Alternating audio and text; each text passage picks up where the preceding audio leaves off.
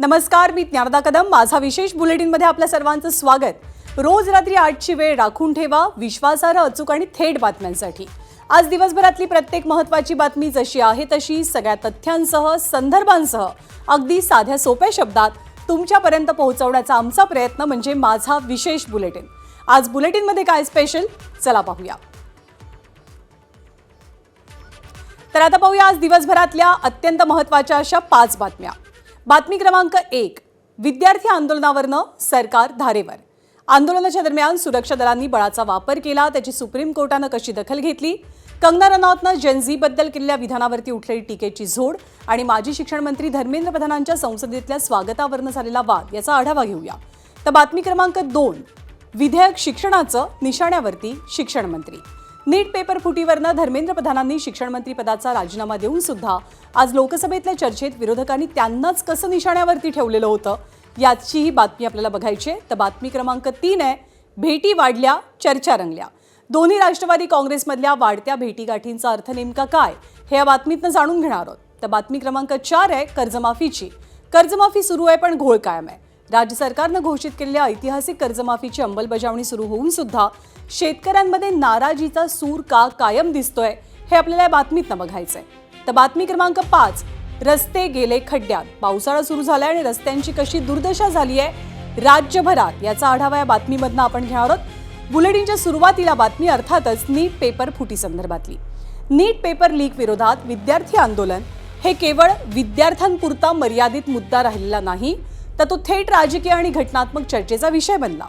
आंदोलनाच्या दरम्यान पोलीस आणि निमलष्करी दलाकडनं अतिरिक्त बळाचा वापर झाल्याच्या आरोपांची आता सर्वोच्च न्यायालयाकडनं गंभीर दखल घेण्यात आली आहे. लोकशाहीत आंदोलन करणं हा नागरिकांचा घटनात्मक अधिकार असल्याचं स्पष्ट करत शांततापूर्ण आंदोलनावरती ज्यांनी कायदा हातात घेतला किंवा अतिरिक्त बळाचा वापर केला त्यांच्यावरती आता कठोर कारवाईचा इशारा न्यायालयाकडनं दिला गेलाय. त्यामुळे दिल्लीसह देशभरातल्या हिंसाचाराच्या घटनांची निष्पक्ष चौकशी करण्यासाठी एक उच्चस्तरीय समिती स्थापन करण्याचे संकेत न्यायालयाकडनं दिले गेले आहेत. दरम्यान 18 वर्षांखालील आणि पूर्वी कोणतीही गुन्हेगारी पार्श्वभूमी नसलेल्या विद्यार्थ्यांना तातडीनं मुक्त करण्याचे तसंच सर्व डिजिटल पुरावे सुरक्षित ठेवण्याचे आदेश सर्वोच्च न्यायालयाकडनं देण्यात आले आहेत. याबाबतीत महाराष्ट्रासह एकूण 7 राज्यांना नोटिसा बजावल्या गेल्या असून महाराष्ट्र, आसाम आणि बिहारमध्ये आंदोलनकर्त्यांवरचे गुन्हे मागे घेण्याची प्रक्रिया सुद्धा सुरू झाली आहे. त्यामुळे एकूणच विद्यार्थी आंदोलनावरती झालेल्या पोलीस कारवाईवर सर्वोच्च न्यायालयानं उपस्थित केलेले प्रश्न आता केंद्र आणि राज्य सरकार दोघांसाठी सुद्धा मोठं आव्हान ठरण्याची चिन्ह दिसू लागली आहेत. तर नीटची पेपर फुटी आणि परीक्षा गैरव्यवहाराविरोधातील आंदोलनाच्या दरम्यान नेमके किती जणांवर गुन्हे दाखल झाले आणि या आंदोलनात किती समाजकंटकांनी शिरकाव केलेला होता त्यावरती सुद्धा आपण एक नजर टाकूया. 20 जुलै 2026 रोजी आंदोलक आणि पोलिसांमध्ये हिंसक झडप झाली. या संघर्षात 200हून अधिक पोलीस कर्मचारी आणि 65 आंदोलक जखमी झाले. 2873 आंदोलनकर्त्यांची दिल्ली पोलिसांनी ओळख पटवली. आंदोलनकर्त्यांपैकी सुमारे 34% जणांवर आधीच गुन्हे दाखल होते, तर गुन्हे दाखल झालेल्यांपैकी 989 जणांची गुन्हेगारी पार्श्वभूमी समोर आली. आंदोलनातील अनेक जण रेकॉर्डवरचे गुन्हेगार होते. खून, खुनाचा प्रयत्न, दरोडा, बलात्कार, अपहरण यासारखे भयानक गुन्हे त्यांच्यावर दाखल आहे. हिंसाचार, सरकारी मालमत्तेचं नुकसान, पोलीस हल्ला या प्रकरणी 15 FIR नोंदवण्यात आल्या. तर हिंसाचारातील संशयितांची ओळख निश्चित करण्याचा प्रयत्न केला जातोय. तर एकीकडे विद्यार्थी आंदोलनादरम्यान दाखल झालेल्या गुन्ह्यांवरनं सर्वोच्च न्यायालयानं प्रशासनाला कठोर सवाल विचारले, तर दुसरीकडे भाजपच्या खासदार कंगना रनौत यांच्या वक्तव्यामुळे नवीन राजकीय वादाला तोंड फुटलंय. दिल्लीतील जंतर मंतरवरील विद्यार्थी आंदोलनाशी संबंधित सोशल मीडिया रील्सवरती प्रतिक्रिया देताना कंगना रनौतनं आंदोलनकर्त्या विद्यार्थ्यांना जनरेशन गटर अशी उपमा दिली. कंगनानं केवळ आंदोलनावरतीच नाही तर त्यात सहभागी झालेल्या तरुण तरुणींच्या जीवनशैलीवरती आणि त्यांच्या पालकांच्या संगोपनावरती सुद्धा प्रश्न उपस्थित केले.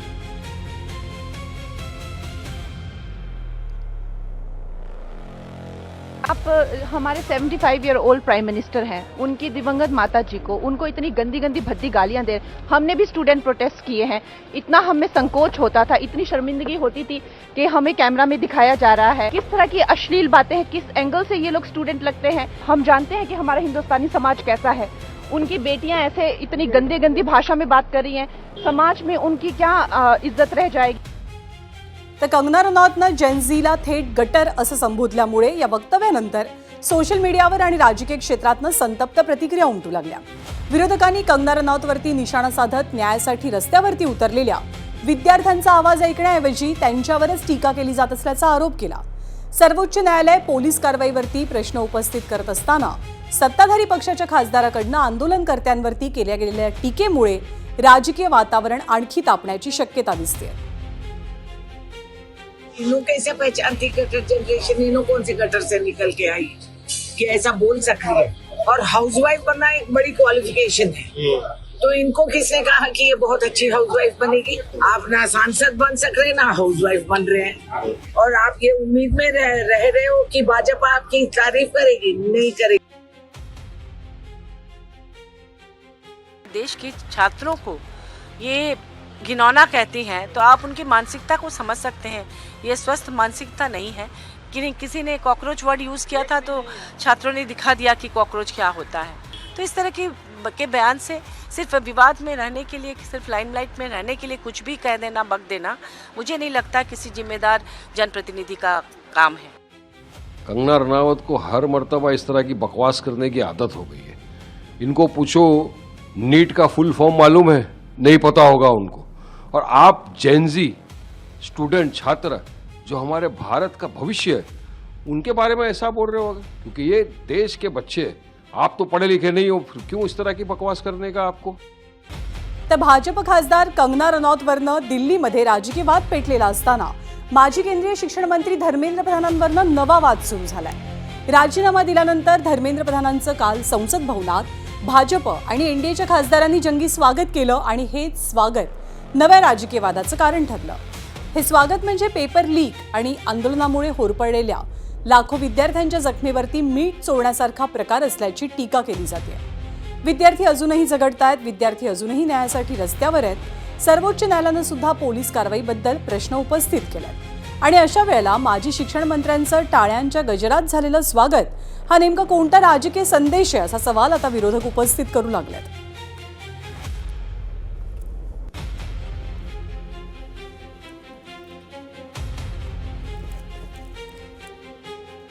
प्रधान का हुतात्मा आहेत का? त्यांनी का बलिदान दिलंय का? मुलांनी त्यांचा राजीनामा घेतला, भ्रष्टाचार झाला म्हणून, नीट परीक्षेमध्ये घोटाळे झाले म्हणून, मग इतर पक्षातले भ्रष्टाचारी असोत, आपल्या पक्षातले बलात्कारी असोत, त्या सगळ्यांना पालखीत बसून त्यांची मिरवणूक काढायची संतांसारखी, ही भारतीय जनता पक्षाची परंपरा आहे। किन परिस्थितियों ने इन्होंने इस्तीफा दिया और फिर उनका यहाँ पे स्वागत हो रहा है जैसे कोई सुपरस्टार का आगमन हो रहा है। इस सरकार में कोई विश्वास नहीं कर सकता। तर पेपर फुटीपासून सुरू झालेला हा वाद आता थेट राजकारणाच्या केंद्रस्थानी पोहोचलाय। एकीकडे आंदोलन करणाऱ्या विद्यार्थ्यांची बाजू सर्वोच्च न्यायालय उचलून धरतंय, सरकार आणि प्रशासनाला सवाल विचारतंय, तर दुसरीकडे भाजप खासदार कंगना रनौत आंदोलनकर्त्यांना जनरेशन गटर असं संबोधतात आणि पेपरफुटीच्या नैतिक जबाबदारीवरनं पद सोडावं लागलेल्या धर्मेंद्र प्रधानांचं संसदेत जल्लोषात स्वागत होत आहे। त्यामुळे प्रश्न एकच आहे, विद्यार्थ्यांच्या वेदनांपेक्षा राजकारणच अधिक महत्त्वाचं ठरतंय का? आणि यानंतर आपण बघणार आहोत आपली आज दिवसभरातली पुढची बातमी। नीट पेपर फुटी आणि विद्यार्थी आंदोलनावर झालेल्या पोलिसी कारवाईचा मुद्दा आता संसदेतल्या रणांगणात सर्वाधिक चर्चेचा विषय बनलाय। पावसाळी अधिवेशन सुरू आहे आणि पावसाळी अधिवेशनाच्या सलग 8व्या दिवशी सुद्धा विरोधकांनी याच मुद्द्यावरनं आक्रमक भूमिका कायम ठेवली। राज्यसभेचं कामकाज तर दिवसभरासाठी तहकूब झालं, तर लोकसभेचं कामकाज दुपारी 2 वाजेपर्यंत स्थगित करावं लागलं। वाढता राजकीय तणाव पाहता संसदीय कार्यमंत्री किरेन रिजिजू यांनी विरोधी पक्षाच्या नेत्यांची एक बैठक बोलावली। सरकार परीक्षा सुधारणा आणि शिक्षण विधेयकावरती चर्चेसाठी तयार असल्याचं सांगितलं। त्यानंतर विरोधकांनी सुद्धा चर्चेची तयारी दाखवली आणि लोकसभेच्या कामकाजात सहभाग नोंदवला आणि परीक्षा दुरुस्ती विधेयकावरती चर्चेला अखेरीस सुरुवात झाली। चर्चेत सुरुवातीला विरोधकांचा रोष होता तो माजी शिक्षण मंत्री धर्मेंद्र प्रधानांवरती. काँग्रेस खासदार गौरव गोगोई यांनी मोदी सरकारवर तुफान टीका बरसवली, तर समाजवादी पक्षाचे खासदार अखिलेश यादवांनी एका प्रधानला हटवून तुम्ही पंतप्रधानांना वाचवल्याचा टोलाही लगावला.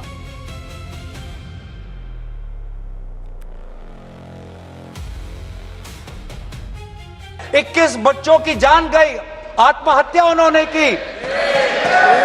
आपको शर्म नहीं आती इस सरकार को कि जिस मंत्री के तहत में 21 बच्चों ने अपनी जान गंवा दी, आत्महत्या की, जब उसने अपने मंत्री पद से इस्तीफा दिया, कल जब वो सदन में आए आपने उनको ऐसा माला पहनाया ताकि जैसे वो पाकिस्तान से जंग लड़के आए हैं, ऐसा माला पहनाया, ऐसा उनका वजूद उनको बढ़ा किया मानो कि वो पाकिस्तान से जाकर सीमा पे जाकर जंग लड़के आए हैं. अध्यक्ष महोदय, हम लोगों ने देखा कि जब मंत्री जी लौटे हैं, मंत्री नहीं रहे, उसके बाद सदन के बाहर उनका स्वागत किया गया.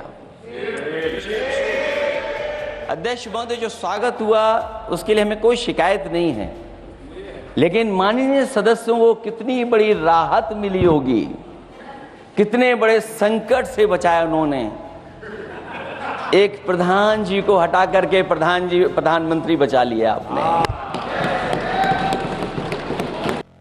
नैतिकता है इस सरकार में, इसलिए हमारे शिक्षा मंत्री धर्मेंद्र प्रधान जी ने इस्तीफा ताकि दिया. खुद ने आपके वजह से नहीं दिया, आपके वजह से नहीं दिया. पेपर लीक खुद की जिम्मेदारी ली और उस जिम्मेदारी का निर्वहन करने का काम जो है सरकार के माध्यम से आज यहाँ पर हो रहा है. पेपर लीक एक्यूज को जल्द से जल्द सजा दिलाने के लिए फास्ट ट्रैक कोर्ट बनाया गया. आज इस ऐतिहासिक बिल के जरिए हम शिक्षा माफियों को सिर्फ जेल की सलाखों के पीछे नहीं, बल्कि उनको कठोर आर्थिक जुर्माना लगाने का काम भी यहाँ पर हम लोग कर रहे हैं. तर विरोधकांनी धर्मेंद्र प्रधानांवरनं सरकारला टार्गेट केलेलं असताना प्रियंका गांधींनी विद्यार्थ्यांवरती लाठीचार्ज, पेलेट गन आणि अश्रुधुराच्या नळकांड्या फोडण्याचे आदेश नेमके कुणी दिले? केंद्र सरकार आणि गृहमंत्री अमित शहानी याचं उत्तर द्यायला हवं अशी आग्रही मागणी लावून धरली. सोबतच शिक्षण मंत्रालयाची जबाबदारी सोपवलेल्या प्रल्हाद जोशी यांच्यावरही टीका केली. किसने ऑर्डर दिया? किसने ऑर्डर दिया पैलेट गन्स चलाने के लिए? किसने ऑर्डर दिया? आपके माध्यम से मैं पूछती हूं अध्यक्ष महोदय, किसने ऑर्डर दिया? प्रधानमंत्री जी ने दिया? गृह मंत्री जी ने दिया? जवाब देंगे? पूरा देश पूछ रहा है, सिर्फ कांग्रेस पार्टी नहीं पूछ रही है, पूरा देश पूछ रहा है. अध्यक्ष महोदय, देश के माता पिता पूछ रहे हैं, छात्र पूछ रहे हैं, अध्यापक पूछ रहे हैं, पूरा देश आज ये पूछ रहा है और आपकी जिम्मेदारी बनती है कि आप इस सवाल का जवाब दें. आदरणीय प्रधानमंत्री महोदय जी और आदरणीय गृह मंत्री महोदय जी से पूछना चाहती हूं कि क्या जरूरत थी एक मासूम बच्ची पर इस तरह दमन करने की? क्या जरूरत थी उन छात्रों पर आंसू गैस चलवाने की, उन पर लाठियां बरसाने की, उन पर वाटर कैनन्स चलवाने की? क्या जरूरत थी उन नौजवान लड़कियों को जलील करते हुए उनके कपड़े फाड़ने की, उनको बेरहमी से गंदी तरह पिटवाने की? देश के युवाओं पर पैलेट गन्स और AK-47 चलवाने की क्या आवश्यकता थी? क्या वे आतंकवादी थे? क्या आतंकवादी हैं? प्रधानमंत्री महोदय जी ने नया शिक्षा मंत्री चुना, एक ऐसे व्यक्ति को इस पद पर आसीन किया जिसने एक गर्भवती महिला के बलात्कारियों की रिहाई पर अपनी सहमति व्यक्त की, खुशी जताई. देश की करोड़ों लड़कियों को प्रधानमंत्री जी ने क्या संदेश दिया? सर, अखबारों में है. अखबार में नहीं, मेरा कुछ भी बोल के चले जाते हैं. तर लोकसभेत बोलताना प्रियंका गांधींनी थेट शिक्षण मंत्री प्रल्हाद जोशींनाच टार्गेट केल्यानंतर सत्ताधारी सुद्धा आक्रमक झाले. मग स्वतः प्रल्हाद जोशींनी या टीकेला प्रत्युत्तर दिलं तर संसदीय कार्यमंत्री किरेन रिजिजू यांनी प्रियंका गांधींच्या माफीची मागणी केली.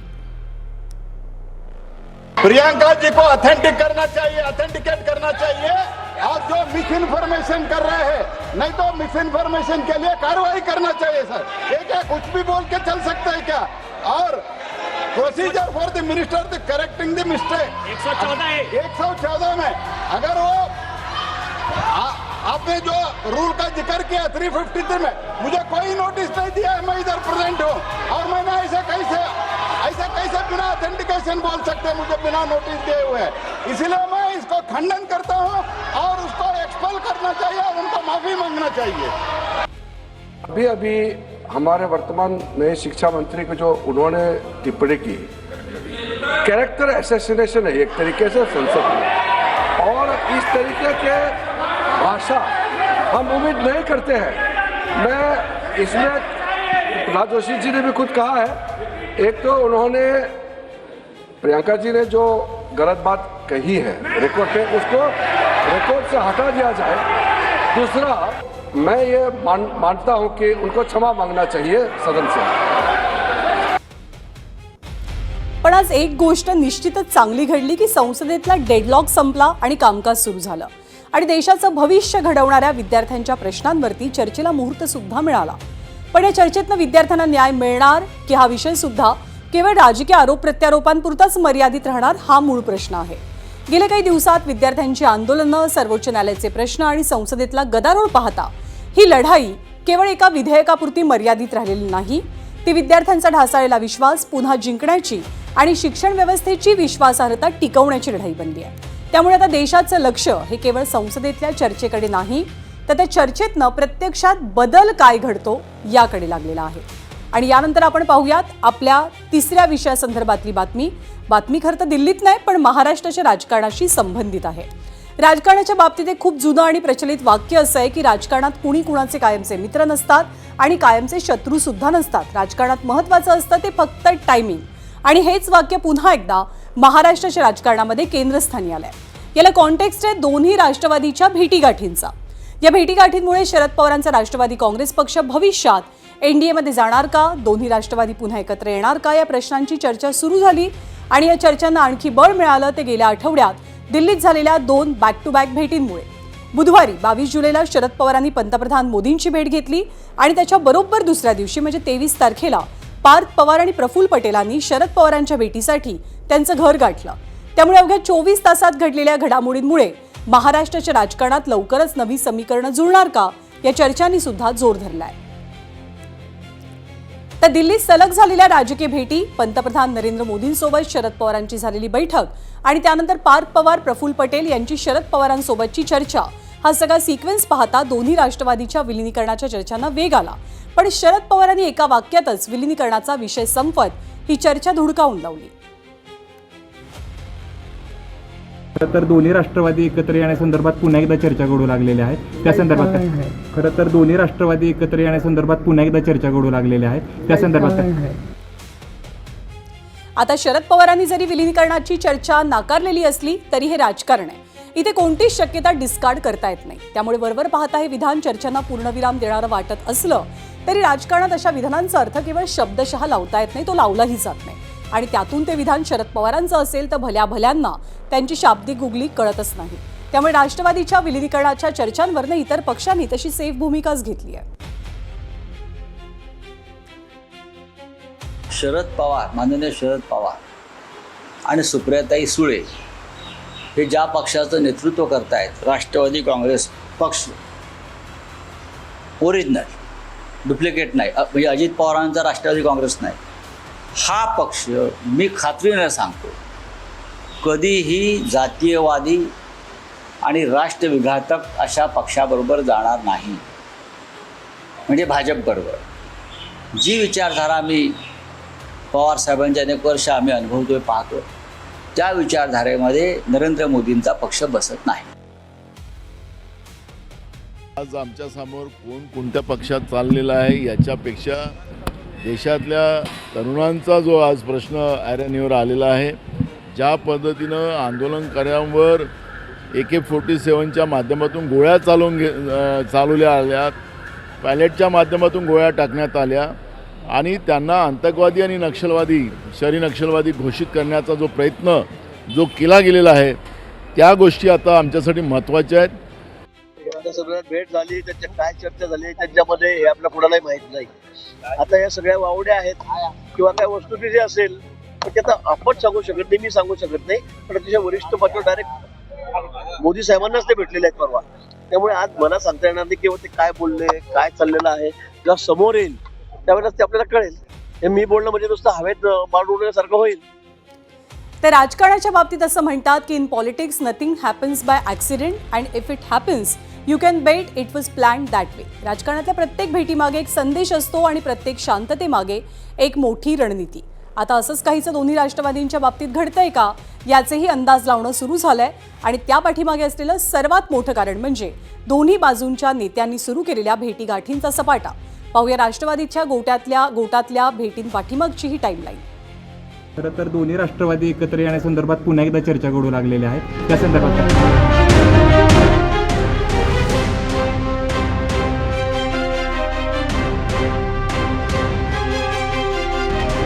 दोन्ही राष्ट्रवादींच्या भेटींची कथा सुरू होते साधारणपणे 2.5 महिन्यांपूर्वी. 12 मेला अजित पवारांच्या राष्ट्रवादीचे प्रदेशाध्यक्ष सुनील तटकरे आणि प्रफुल्ल पटेल थेट पोहोचतात शरद पवारांच्या सिल्वर ओक या निवासस्थानी. ही फक्त सदिच्छा भेट होती असं जरी सांगितलं गेलं तरी ही दोन्ही राष्ट्रवादीतल्या संवादाची पायरी असल्याची कुजबूज रंगू लागली होती. भेटीगाठींची पुढची तारीख 3 जुलैची. विधिमंडळाच्या अधिवेशनात जयंत पाटलांच्या उपस्थितीत शरद पवारांच्या आमदारांची एक बैठक झाली. या बैठकीत काही आमदारांनी भाजपसोबत जायला हवं अशी स्पष्ट भूमिका मांडल्याची माहिती समोर आली. 3 जुलैलाच आणखी एक महत्वाची भेट घडल्याची माहिती समोर आली. ही भेट होती जयंत पाटील आणि भाजप नेते विनोद तावडेंची. मुंबईतल्या एका पंचतारांकित हॉटेलात दोघांची झालेली भेट हेडलाईन ठरली.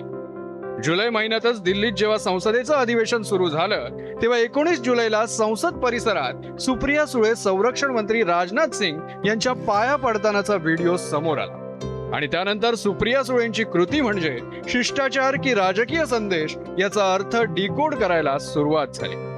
प्रत्येक सगळ्या अशा या भेटी राजकीय स्वरूपाच्या असतात किंवा त्यातून काही राजकीय निष्पन्न होतं असं नाही. कारण आपण गेल्या 8-15 दिवसात महाराष्ट्रात अशा अनेक प्रकारच्या भेटी बघितल्या आहेत. त्यावेळी त्या संदर्भात वेगवेगळ्या चर्चा झाल्या आहेत, पण त्यातून काही राजकीय निष्पन्न झालेलं नाही. फक्त त्या सगळ्या हवेतल्या गप्पा राहिल्या आहेत. भेटीगाठींच्या या सिलसिल्यात 22 जुलैची तारीख सर्वात महत्वाची. कारण या दिवशी पंतप्रधान नरेंद्र मोदी, शरद पवार आणि सुप्रिया सुळे अशी हाय व्होल्टेज भेट झाली. विद्यार्थ्यांच्या आंदोलनावरून ही भेट झाल्याचं जरी सांगितलं गेलं तरी पवार आणि मोदींच्या भेटीचा राजकीय अर्थ काढला गेला नसता तर नवल. तर अगदी कालच म्हणजे 27 जुलैला सुनील तटकरे यांनी अमित शहांची भेट घेतल्यानं उंचावलेल्या भोया खाली येत नाहीत तोच सुप्रिया सुळे ही शहांच्या भेटीला जाऊन पोहोचल्या. त्यामुळे भेटीगाठींचा हा सिलसिला फक्त योगायोग आहे की राजकीय जुळवाजुळवीची पेरणी याचा अर्थ शोधला जाऊ लागलाय. ब्युरो रिपोर्ट, एबीपी माझा. तर राष्ट्रवादी काँग्रेसच्या विलिनीकरणाच्या चर्चांवरनं राजकीय ट्विस्ट अँड टर्न्स बघायला मिळत असताना शरद पवारांनी लिहिलेलं एक पत्र कमालीचं चर्चेत आहे. हे पत्र त्यांनी पाठवलंय पंतप्रधान नरेंद्र मोदींच्या कार्यालयाला. 16 ऑक्टोबरला बारामतीच्या विद्याप्रतिष्ठानमधल्या गौतम बुद्धांच्या पुतळ्याचं अनावरण हे मोदींनी करावं असा पवारांचा मानस आहे, तशी त्यांची इच्छा आहे.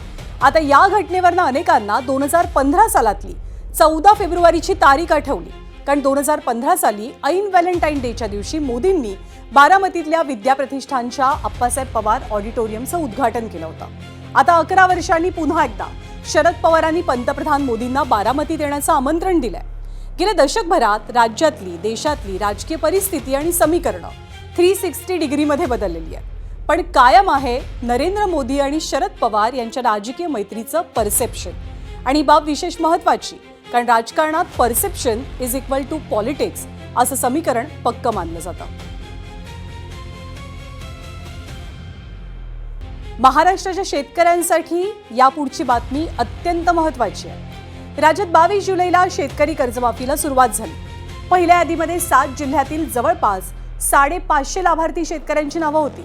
आणि आता टप्प्याटप्प्यात पुढच्या याद्या सुद्धा प्रसिद्ध होऊ लागल्यात. दुसरी यादी आली तेव्हा 16,95,000 शेतकऱ्यांची नावं त्यात होती. आणि अजूनही जवळपास 30 लाख शेतकऱ्यांची नावं जाहीर होणं बाकी आहे. त्याची सुद्धा प्रक्रिया सुरू आहे. शेतकऱ्यांच्या कागदपत्रांची तपासणी पूर्ण होताच सगळी नावं सुद्धा जाहीर होती. ज्यांची पडताळणी पूर्ण होते त्या त्या जिल्ह्याच्या याद्या जाहीर केल्या जातात. असं असलं तरी सुद्धा शेतकऱ्यांमध्ये नाराजीचा सूर उमटतोय आणि त्याला मुख्य कारण दोन आहेत. पहिलं कारण याद्यांमध्ये नाव यायला वेळ लागतोय आणि दुसरं कारण ज्यांची नावं आली आहेत यादीमध्ये त्यातल्या काही शेतकऱ्यांचा लाभाच्या रकमेवरनं संताप होतोय.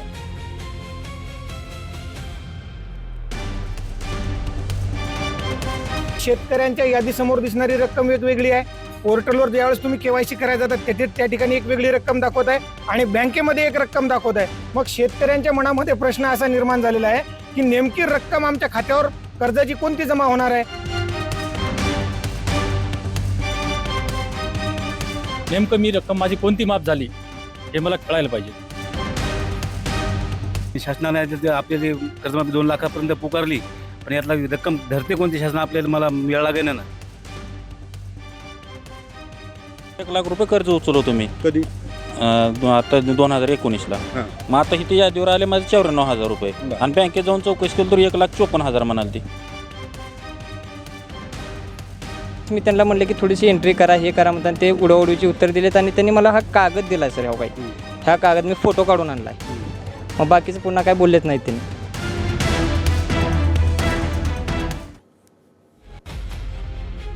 तर प्रतिक्रियांच्या माध्यमातून हा जो संताप आपण पाहिला तो मराठवाड्यामधल्या शेतकऱ्यांचा आहे. मराठवाड्यातल्या काही जिल्ह्यांमधलं उदाहरण द्यायचं झालं तर एका गावात आपण जाऊया. हे गाव आहे धाराशिवमधलं गंधोरा गाव. इथले एक शेतकरी आहेत, त्यांचं नाव आहे जीवन विष्णू पाटील. त्यांनी बँक ऑफ महाराष्ट्रकडनं 1 लाखांचं कर्ज घेतलं. ते आज थकीत पडलं.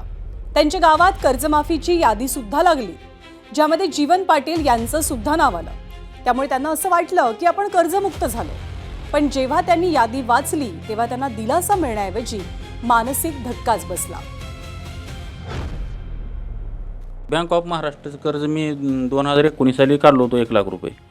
मग त्याच्यानंतर व्याज भराभर केलं तर पण आत्ता कालच्या माफीच्या व्याधीमध्ये आम्हाला फक्त 94,000 रुपये इथं माफीत आले. दाखवा किती, कुठला नंबर आहे, किती नाव आहे. बँकेत आम्ही चौकशी करायला गेलो काल तर बँकेत आम्हाला 1,54,738 रुपये भरा म्हणतात. 2 लाखाच्या कर्जमाफीचा घ्यायचं असलं तर त्यांनी 60,000 भरा म्हणतात वरली. अशी तुम्हाला एवढी माफी भेटत नाही म्हणतात. ही वरली पैसे भरावं लागते म्हणतात. त्याचं खातं नील होईल मग आम्ही कोरं बेबाकी मिळेल म्हणून आम्ही खुशीत होतो लई. पण आता लय नाराज झालो. आता 60,000 भराच म्हणताना काय मग ही सरकारनं 2 लाखाची जाहीर केली आहेच कशाला. तर या आकडे ऐकून तुम्ही सुद्धा चक्रावून गेले असाल. जीवन पाटलांनी 1 लाखाचं कर्ज घेतलं. कर्जमाफीच्या यादीमध्ये त्यांना लाभ कितीचा मिळाला तर 94,000चाच. पण बँकेनं त्यांच्या नावासमोर 1,54,000 रुपयांची थकबाकी लावली आणि संपूर्ण लाभ जर हवा असेल तर 60,000 रुपये भरा असंही सांगितलं. बरं, ही कहाणी काही एकट्या जीवन पाटील यांची नाही आहे तर त्यांच्या गावातल्या अनेक शेतकऱ्यांची आहे. यादीत 53,000 फक्त माफीचं आलेलं आहे. वरचे पैसे आलेले नाहीत. व्याज नाही ना, मुदलात बी गाठ आहे. आता ही 2 लाखांपर्यंतची कर्जमाफी होणार होती ते सांगितल्यावरती घोषणा केल्यास काय वाटलं ना. आता यादीत आकडा बघितल्यानंतरची काय भावना आहे. पूर्ण माफ होईल वाटलं होतं 2 लाखच्या आतली. वर जर 2 लाखच्या वर गेलं असलं तर आम्ही भरायला तयार आहे. शेतकरी 2 लाखपर्यंत माफ व्हायला पाहिजे ना. संपूर्ण कर्जमाफी फसवी आहे, जुमलाबाजी आहे. प्रत्येक शेतकऱ्याला सांगितलं की 2 लाखापर्यंत कर्जमाफी म्हणून सांगितलेलं आहे. पण ह्याच्यात मुदलातून जे शेतकऱ्यांनी जर 1 लाख रुपये कर्ज उचललं असेल तर त्याचं मुदलातून फक्त 53,000 दाखवते. 49 कर्ज उचललेलं होतं आणि 41,000 यादीला आले आणि त्याचं व्याज नाही काय नाही. मुदलातून बी कमी आलं. फसवलं का? हां, फसवलं. मुळातच सरकारनं हे ज्या काही याद्या प्रसिद्ध केल्या, हिंगोली जिल्ह्यामध्ये 44,177 शेतकऱ्यांचे नावं असलेल्या याद्या प्रसारित झाल्या. परंतु मुळात जी रक्कम आहे, जी शेतकऱ्यांच्या यादीसमोर दिसणारी रक्कम वेगवेगळी आहे. पोर्टलवर ज्यावेळेस तुम्ही केवायसी करायला जातात त्या ठिकाणी एक वेगळी रक्कम दाखवत आहे आणि बँकेमध्ये एक रक्कम दाखवत आहे. मग शेतकऱ्यांच्या मनामध्ये प्रश्न असा निर्माण झालेला आहे की नेमकी रक्कम आमच्या खात्यावर कर्जाची कोणती जमा होणार आहे. माझ्या यादीमध्ये जे नाव आलेलं आहे त्याच्यामध्ये माझं कर्ज दाखवत आहे 1,05,000 रुपये आणि जे थंब लावायला जेव्हा आपण महाई सेवा केंद्रावर जातो तेव्हा माझं कर्ज दाखवत आहे 1,65,000 आहे आणि बँकेमध्ये जेव्हा तपास केला तेव्हा 1,81,000 दाखवत आहेत. नेमकं मी रक्कम माझी कोणती माफ झाली हे मला कळायला पाहिजे. ते KYC करायला गेले असता तिथं माझी रक्कम 1,31,000 अशी दाखवलेली आहे आणि ते पोर्टलवाल्यांनी सांगितलं की तुम्हाला KYC करायची की नाही करायची, किंवा तुम्हाला हे स्टेटमेंट तुम्हाला मान्य नसेल, आणि माझ्या जे पीक कर्जाच्या याच्यावर आपल्या यादीमध्ये 61,000 रुपये अशी रक्कम सरकारने माफ केली असं दाखवलेलं आहे. तर जवळपास 16 लाख शेतकऱ्यांच्या नावांची यादी जाहीर झाली आहे. त्यामध्ये अशा तक्रारींची संख्या पाहताही एखादी टेक्निकल चूक वाटू शकते. म्हणूनच आम्ही अशी उदाहरणं घेऊन गाठलं ते थेट राज्याच्या कृषी मंत्र्यांना. त्यांनी याबद्दल काय म्हटलं, काय स्पष्टीकरण दिलं, आपण पाहूया. खरं तर ABP माझाच्या पडताळणीतली ही बाब आहे. धाराशिव जिल्ह्यातल्या गंदोरा इथल्या एका शेतकऱ्याचा विषय. जीवन पाटील नावाचे शेतकरी आहेत. बँक ऑफ महाराष्ट्राचं त्यांना कर्ज घेतलं होतं. 1,54,000 थकीत कर्ज आहे. कर्जमाफीच्या यादीत त्यांना फक्त 94,000 रुपये मिळालेत आणि वरचे 60,000 रुपये भरल्याशिवाय तुम्हाला 94,000 माफ करणार नाही, असं बँक अधिकाऱ्यांचं म्हणणं आहे. 2 लाखाच्या आत जर त्याचं कर्ज असेल, 2 लाखाच्या आत जर त्याची थकबाकी असेल 2 लाख रुपयाच्या, त्यात जर असलं तर निश्चित प्रकारे बँकेला ते करता येणार नाही. या बाबतीमध्ये जे 2 लाख रुपयापर्यंतची संपूर्ण रक्कम, ही जी कर्जमाफी आहे ती 2 लाखाच्या आतली, ती संपूर्ण रक्कम त्या बाबतीमध्ये त्या बँकेला त्या शेतकऱ्याला द्यावी लागेल. त्यामुळे धाराशिव असो की हिंगोली, ABP माझानं आज दिवसभरात राज्यातल्या अनेक शेतकऱ्यांना सुद्धा असाच सामना करावा लागतो असं चित्र समोर आणलं. बरं, हे कमी म्हणून की काय, विमा कंपन्यांमुळे जी डोकेदुखी वाढली ती वेगळीच आहे आणि त्यासाठी स्वतः कृषी मंत्र्यांनी शेतकऱ्यांना एक आश्वासन दिलंय.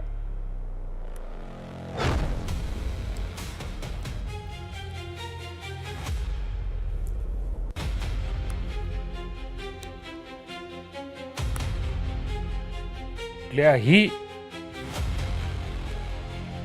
शेतकऱ्याने कर्ज घेतलं असेल तर त्या कर्जाच्या मोबदल्यात ते त्यांचा विमाही घेतल्यानंतर त्यांचा विमाही रिजेक्ट करू शकतात, किंवा त्या पीक विम्याच्या बाबतीमध्ये त्यांचा पीक नुकसान जर का झालं तर नुकसानीला सुद्धा पीक विमा कंपनी रिजेक्ट करू शकते. सर, काय नेमकं आपण करतोय आपण या बाबतीमध्ये? निश्चित प्रकारे अनिल पाटील साहेबांनी मांडलेला मुद्दा एकदम बरोबर आहे आणि या बाबतीमध्ये केंद्र सरकारशी ताबडतोब या बाबतीमध्ये त्यांच्याशी बोललं जाईल, पत्रव्यवहार केला जाईल. आत्ताच केंद्रीय कृषी मंत्री शिवराज सिंग चौहान साहेबांना मी पत्र लिहिलं आहे आणि या बाबतीमध्ये निश्चित प्रकारे ती अट शिथिल करण्याचा प्रयत्न राज्य आमचा राहील. तर तारीख पे तारीख करत अखेर राज्यातल्या शेतकऱ्यांसाठी कर्जमाफीची प्रक्रिया सुरू झाली. मात्र तांत्रिक अडचणी आणि पडताळणीतल्या विलंबामुळे अनेक शेतकऱ्यांना अद्यापही प्रतीक्षाच करावी लागते. अशातच सरकारच्या अंमलबजावणीवरती विरोधकांकडून प्रश्नचिन्ह उपस्थित होत आहे. सोबतीलाच पीक विमा कंपन्यांनी सुद्धा टेन्शन वाढवलंय. अशा वेळेला शेतकऱ्यांनी संयम ठेवणं खूप गरजेचं आहे. तितकीच जबाबदारी सरकार आणि शेतकरी नेत्यांवरती सुद्धा आहे. कारण राज्याचा पोशिंदा सक्षम राहिला तरच राज्याच्या विकासाची गाडी खऱ्या अर्थानं पुढे सरकणार आहे. एखाद्या देशाची प्रगती मोजायची असेल तर त्या देशातल्या रस्त्यांकडे बघा असं म्हटलं जातं. कारण रस्ते फक्त 2 ठिकाणं जोडत नाहीत, तर रस्ते माणसं, बाजारपेठा, शिक्षण, आरोग्य आणि संधीला जोडतात. रस्ते देशाच्या अर्थव्यवस्थेसाठी रक्तवाहिन्यांसारखं एक प्रकारे काम करतात.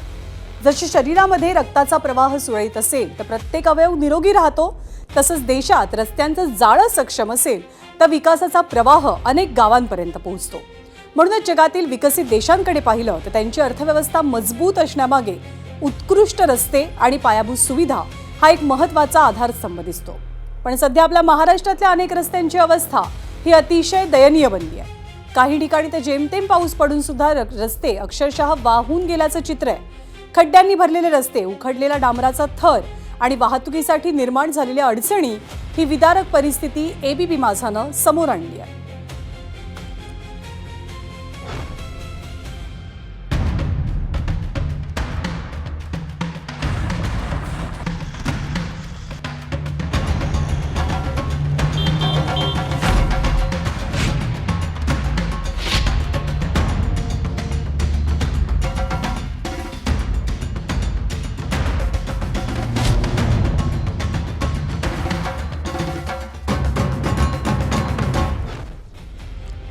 तर आत्ताच आपण राज्यातल्या काही रस्त्यांची ही प्रातिनिधिक दृश्य पाहिली आहे. पण ही परिस्थिती केवळ काही ठिकाणांपुरतीच मर्यादित नाहीये. राज्याच्या बहुतांश भागात कमी अधिक प्रमाणात हेच चित्र दिसून येत आहे. देशाच्या मध्यवर्ती भागात असलेल्या महाराष्ट्रातनं अनेक महत्त्वाचे राष्ट्रीय महामार्ग जातात. देशातील 4 प्रमुख महानगरांना जोडणारा सुवर्ण चतुष्कोन असो किंवा मग उत्तर भारताला दक्षिणेशी जोडणारे राष्ट्रीय महामार्ग असो, त्यापैकी अनेक मार्ग महाराष्ट्रातनं जातात. दुर्दैवानं याच महामार्गांपैकी अनेकांची अवस्था सध्या चिंताजनक बनली आहे. आपण राज्यातल्या रस्त्यांची सद्यस्थिती जाणून घेणारच आहोत. रस्त्यांची अशी दुर्दशा नेमकी का झाली त्यामागच्या कारणांचाही शोध घेणार आहोत. तसंच चांगल्या रस्त्यांच्या आवश्यकतेचा वेध सुद्धा आपल्याला घ्यायचा आहे. तर मुंबई देशाची आर्थिक राजधानी आहे. याच मुंबईतलं JNPA हे आशियातलं सर्वात मोठं आणि पहिल्या 5 मधलं बंदर आहे. या बंदरावर रोजच्या रोज 20,000पेक्षा अधिक मालवाहू ट्रकची ये जा असते. त्यातील 10,000 ट्रक हे उत्तर भारतात नेतात. त्यावेळी सगळी वाहनं ठाण्यातल्या घोडबंदर रोडचा वापर करतात. याच घोडबंदर रस्त्यावरनं गायमुख परिसरात एका बाजूला खाडी आणि दुसऱ्या बाजूला घनदाट जंगल असलेला 8 किलोमीटर लांबीचा एक घाट रस्ता आहे. या घाट रस्त्याची गेल्या 2 वर्षात 4 वेळेला डागडुजी झाली, पण त्यानंतर सुद्धा रस्ता पूर्णपणे खड्ड्यांनीच भरलेला आहे. काही ठिकाणी तर 6-6 फूट लांब आणि 8-8 इंच खोल असे खड्डे पडले. त्यातून मार्ग काढताना वाहनांची अवस्था समुद्रावरती डोलणाऱ्या एखाद्या होडीसारखी होते. सर्वाधिक हाल होतात ते दुचाकीस्वारांचे. खड्डे चुकवण्याच्या नादात वाहन चालकांना अनेकदा अपघातांना सुद्धा सामोरं जावं लागतं. तांत्रिकदृष्ट्या घोडबंदर रोड हा केंद्र सरकारच्या NHAIचा आहे, पण घाट मार्गातला 4 किलोमीटरचा रस्ता मीरा भाईंदर महानगरपालिकेच्या आणि 4 किलोमीटरचा रस्ता राज्य सरकारच्या MSRDCच्या ताब्यात येतो. या दोघांमध्ये रस्ता दुरुस्तीवरनं वाद सुरू आहे आणि त्याचाच फटका सातत्यानं वाहन चालकांना बसतो.